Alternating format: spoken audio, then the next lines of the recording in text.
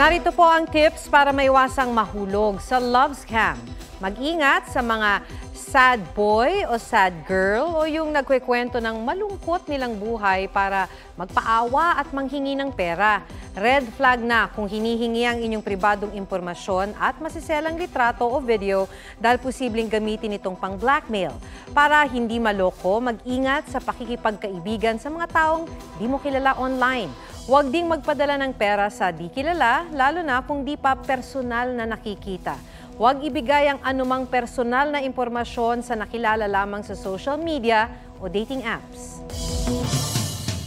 Huwag magpahuli sa mga balitang dapat ninyong malaman. Mag-subscribe sa GMA Integrated News sa YouTube. Sa mga kapuso abroad, subaybayan nyo kami sa GMA Pinoy TV at sa www.gmanews.tv.